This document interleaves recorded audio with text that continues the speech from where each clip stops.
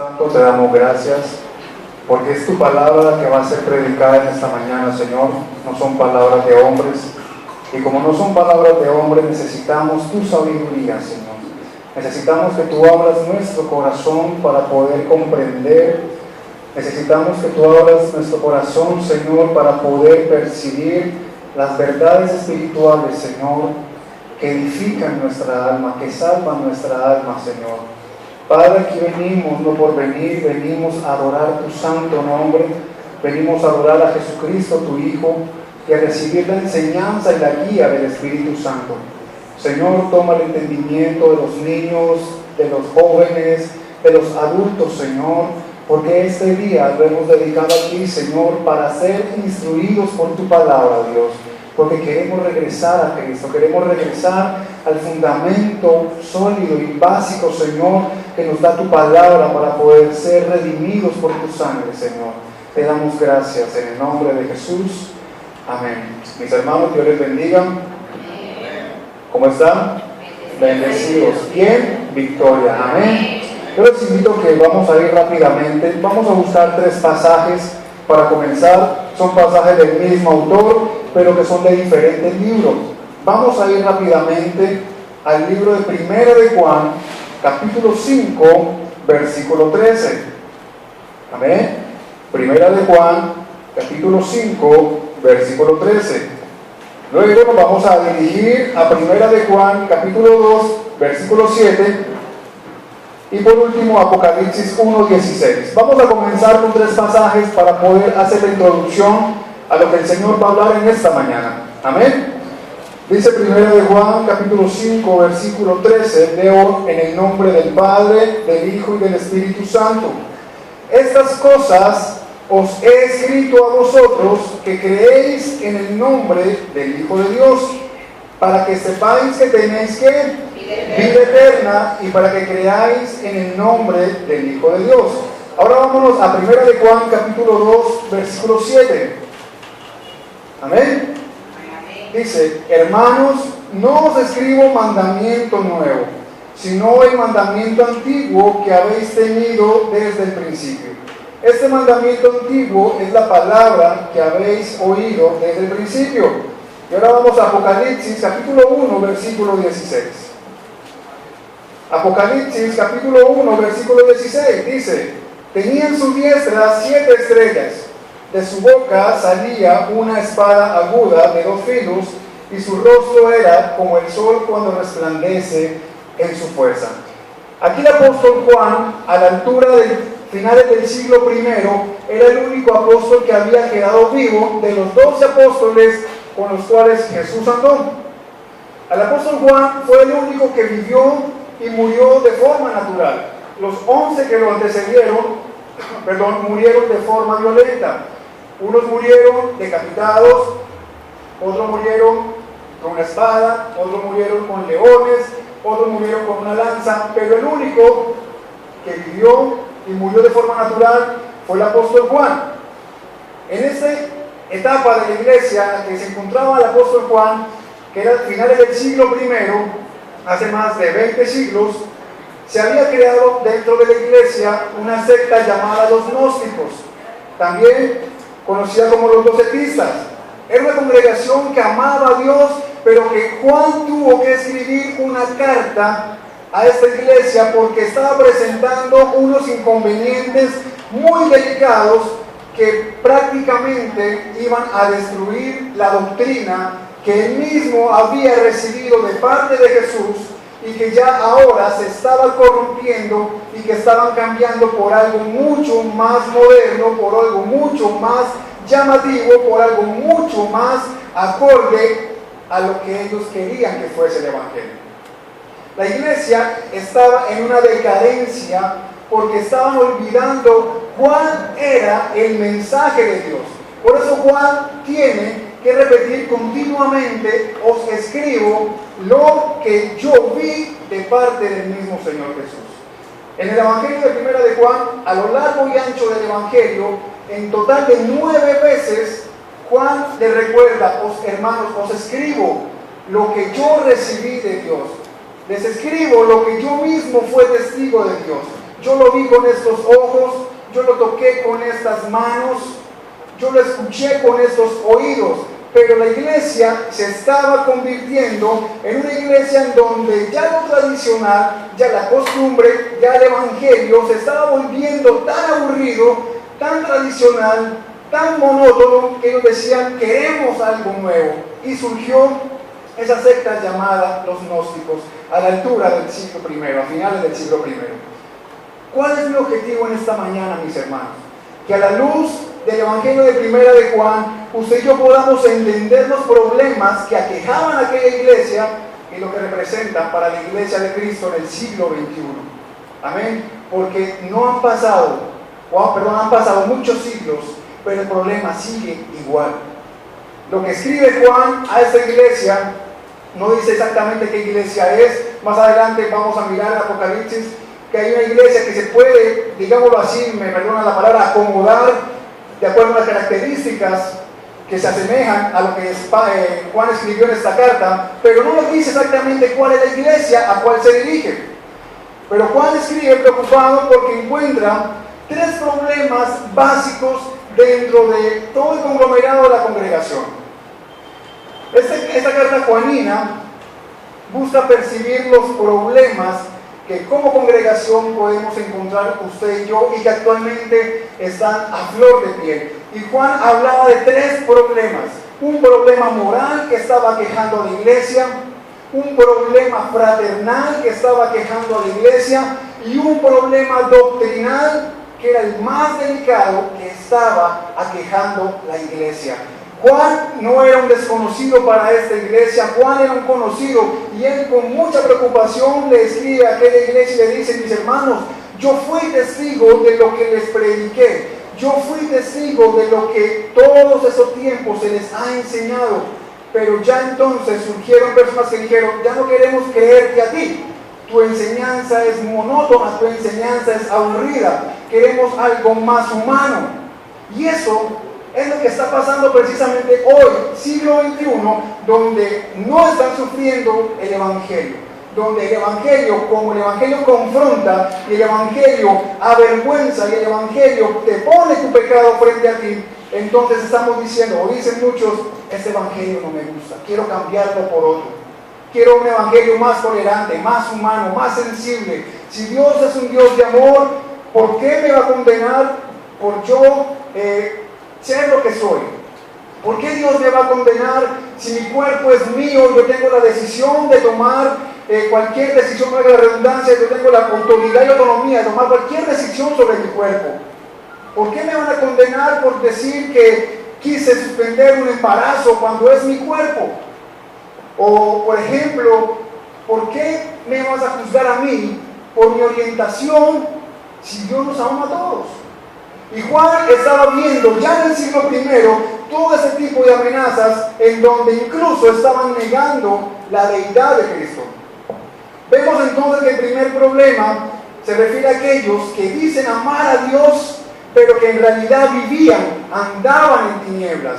Y esas personas que estaban dentro de la iglesia, y no olviden eso, Juan le escribe a creyentes, le escribe a miembros de la iglesia. En realidad muchos de esos miembros de la iglesia decían amar a Dios, decían glorificar a Dios. Usted lo ve, de pronto imagínese, devolvámonos al siglo I, imagínese todo el mundo alabando a Dios con gran regocijo, de puertas para adentro. Porque de puertas para afuera, entonces, ya no me acordaba de la Biblia, ya no me acordaba de lo que le enseña la palabra de Dios, ya no me acuerdo entonces de que Dios me prohíbe pecar, y ya afuera soy otra persona. Ya afuera soy otro ser humano totalmente diferente. Es como si fuésemos esquizofrénicos. De acá para acá, de puerta para acá, somos un tipo de personas. Pero cuando salimos, entonces, somos totalmente diferentes. Nos fragmentamos. De lunes a viernes somos las personas más groseras. De lunes a viernes o de lunes a sábado somos los más irresponsables. De lunes a sábado somos los más groseros. Somos los más infieles. Somos los más vulgares, somos los más malos, pero llega domingo y es como si algo especial lo rodeara a uno y hasta la forma de caminar cambia. Es como si un chip fuese cambiado en nuestra mente. Entonces ya tengo que hablar como cristiano. Hermano, Dios le bendiga. Hermano, ¿cómo está? En victoria. bendecido. Pero ¿por qué no actúas igual a como actuaste de lunes a sábado? ¿Qué pasa el domingo para que actúes de una manera diferente? ¿O por qué es mejor actuar de lunes a sábado como actúas el domingo? Y ante todo esto, el Evangelio, la epístola de Juan, aunque no lo dice tácitamente o explícitamente, nos deja entrever que esta iglesia tenía problemas de inmoralidad, problemas serios de inmoralidad, problemas donde la iglesia se estaba apartando y la doctrina del pecado estaba siendo totalmente distorsionada, totalmente cambiada. Caso similar a lo que está pasando hoy en día. Y eso fue escrito hace muchos siglos, que iba a suceder en donde a lo malo le iban a llamar bueno y a lo bueno le iban a llamar malo. Vemos entonces Juan que dice, inspirado por el Espíritu Santo, de que hay personas que prefieren vivir, saben que están en tinieblas, saben que están en pecado, pero prefieren vivir en pecado en lugar de aceptar la luz del Evangelio. Y eso lo escribió Juan en su Evangelio. Vamos al libro de Juan, capítulo 3, versículo 19. Aquí nuestro Señor Jesús está hablando de una realidad que le pasa a muchas personas.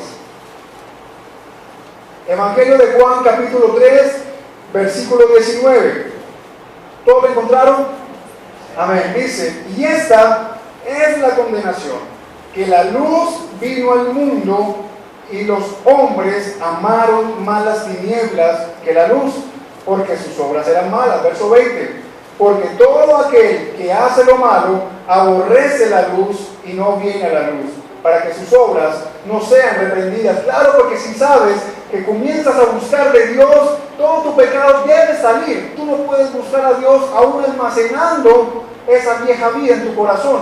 Entonces, como te da pena, sabes que eres culpable, te da vergüenza y dices, yo soy demasiado pecador para buscar a Dios, yo prefiero mejor vivir y morir con mi pecado.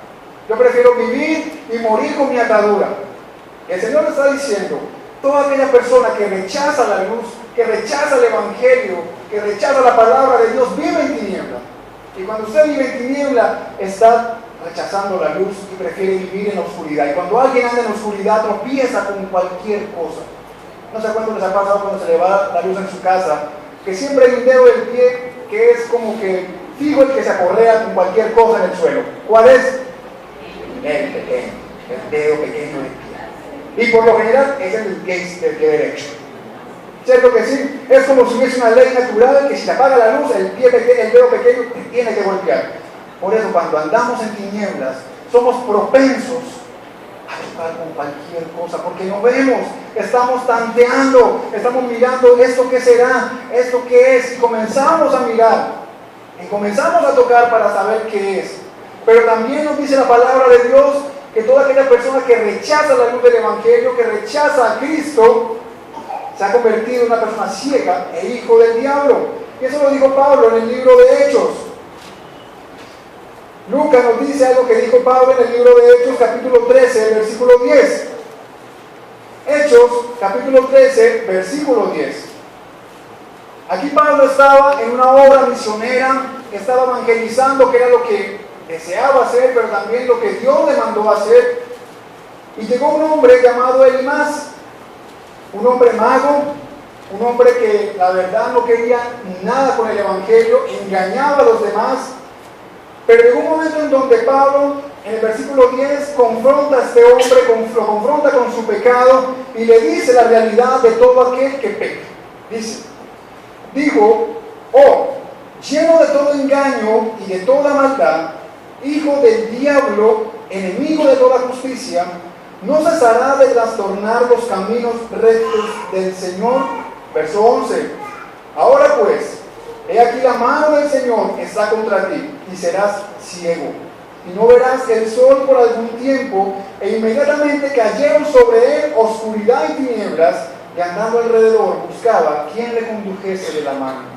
Cuando usted y yo rechazamos a Dios, un velo se pone en nosotros y nos impide ver la realidad, y comenzamos a tropezar con todo, comenzamos a ver que nuestra vida comienza a tambalear, que todo comienza a salir mal, que todo comienza como a irse en contra y uno dice, pero ¿qué pasó? De un momento a otro tu mejor amigo te traicionó, o de un momento a otro tu esposo te traicionó, o de un momento a otro tu hijo se desvió y tú dices, pero ¿en qué momento? ¿Qué hice yo para que mi hijo hubiese hecho esto? ¿Qué hice yo para que mi familia se hubiese acabado? La pregunta no es ¿qué hice yo? La pregunta es ¿has buscado al Señor? La pregunta es ¿has recibido al Señor? O tocaría decirle como le dijo Pablo a Elimás, eres una persona llena de engaño, llena de maldad, eres un hijo del diablo. Comúnmente todos conocemos una vulgaridad, que obviamente no voy a decir, pero debemos decir, eres un hijo del diablo, porque todo el que hace pecado es un hijo del diablo. Amén. Entonces también le dice, enemigo de toda justicia, no cesará de trastornar los caminos rectos del Señor, pero también quien es pecador y no cambia y no regresa, no se da cuenta de su pecado, es dominado por Satanás. Es dominado de una manera que él no se puede soltar, porque Satanás no es cualquier persona que como usted y yo podríamos dominar. Satanás es una fuerza poderosa que si no tenemos la ayuda de Dios, usted y yo no nos podemos soltar de él. Dice mismo en Hechos, capítulo 26, versículo 18. Dice, aquí Pablo está relatando su conversión. Pablo era un hombre que buscaba coger a los cristianos y llevarlos a la cárcel para que los metiesen presos. Y cuando iban a asesinar a alguno por el hecho de ser cristiano, le preguntaban, Saulo, ¿tú qué crees? ¿Debemos matar a fulano de tal? Y decían, está bien, mátenlo. Y en muchas ocasiones dio el voto para que muchos cristianos fuesen martirizados. Pero está contando a un rey llamado Agripa su historia de conversión, de cómo fue ese proceso de pasar de una persona de vivir en la total oscuridad a vivir ahora en la luz del Evangelio. Dice el versículo 18 que lo que le dijo y cuál fue la misión que el Señor Jesús le encomendó. Le dijo, para que abras sus ojos, para que se conviertan de las tinieblas a la luz y de la potestad de Satanás a Dios, para que reciban por la fe que es en mí, perdón de pecados y herencia entre los santificados. Mi amado hermano, mi amada hermana que está en esta mañana, Dios quiere que usted y yo dejemos de andar en tinieblas. Juan estaba atacando desde el final del siglo I, algo que en la iglesia se estaba creciendo, algo que usted y yo de pronto no percibimos porque creemos que todos los que estamos aquí somos santos.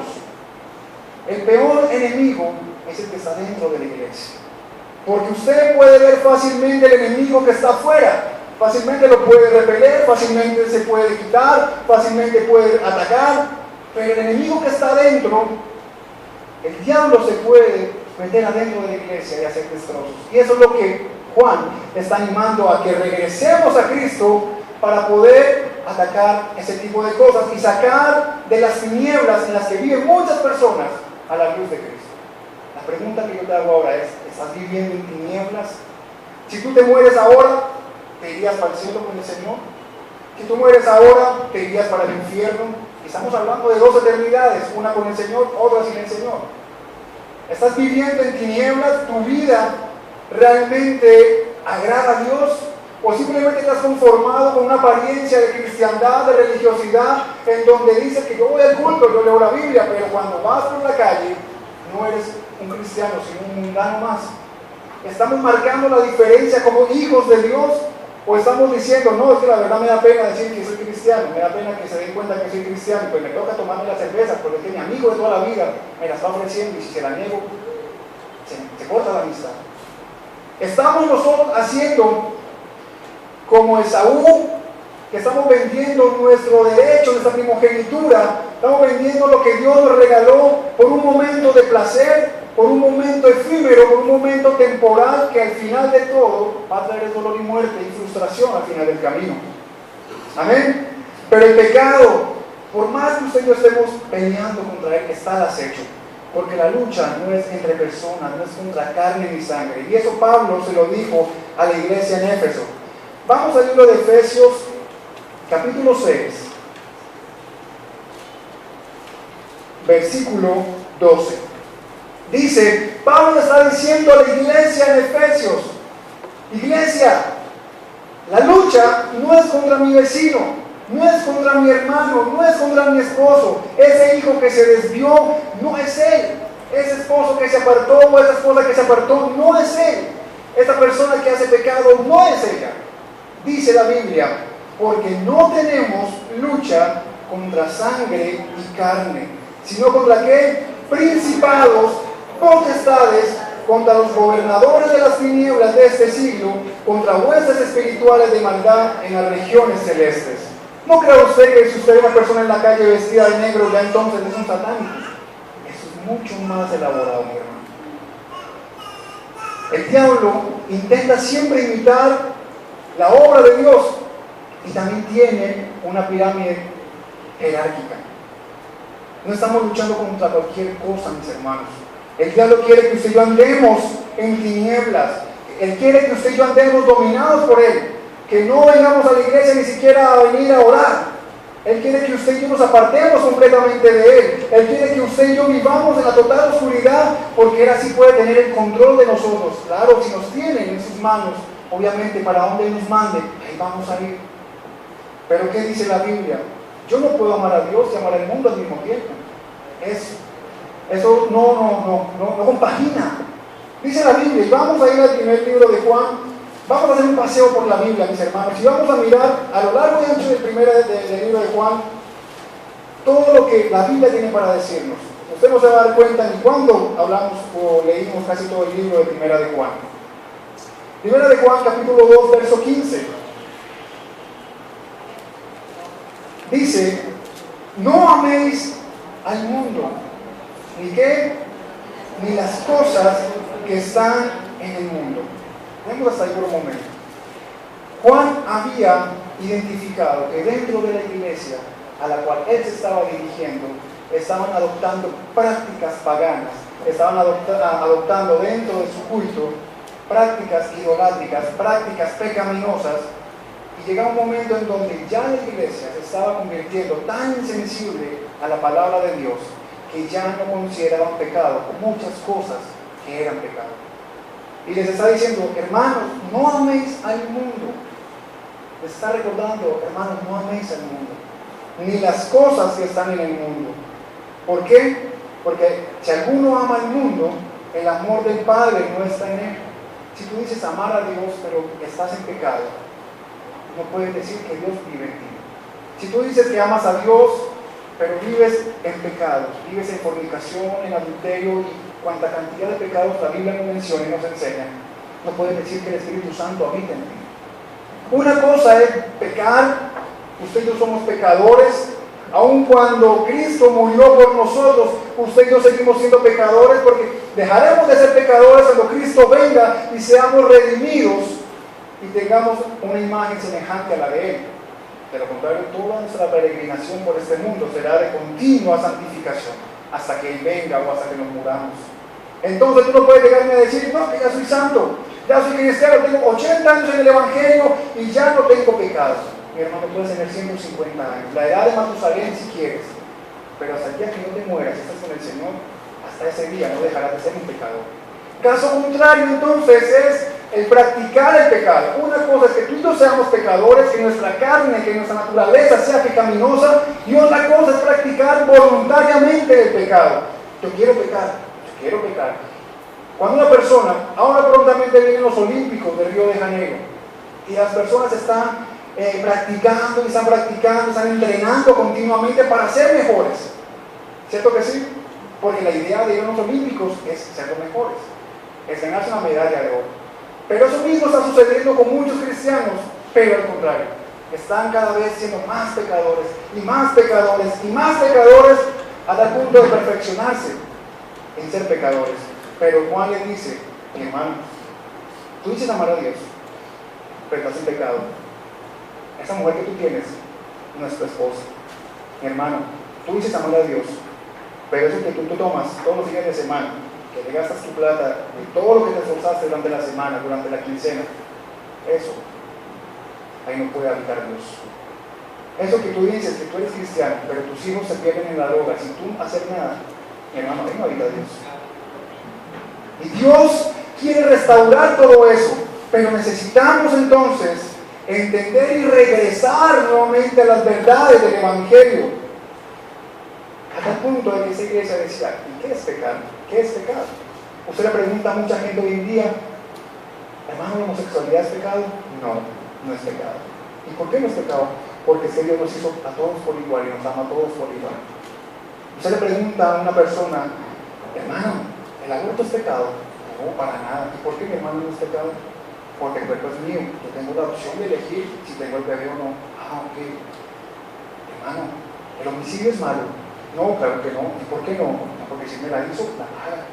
Y eso es lo que piensa mucha gente, y eso es lo que la sociedad nos ha vendido a nosotros, porque la sociedad está en tinieblas. Amén. Pero dice la Biblia que toda infracción de la ley es pecado. Toda infracción de la ley. Si te pasaste un semáforo en rojo, pecaste. ¿Cuántos no nos hemos pasado un semáforo en rojo? A mí me hicieron una fotomulta la vez pasada. ¿Sí? Aún el semáforo peatonal también vale. ¿Sí?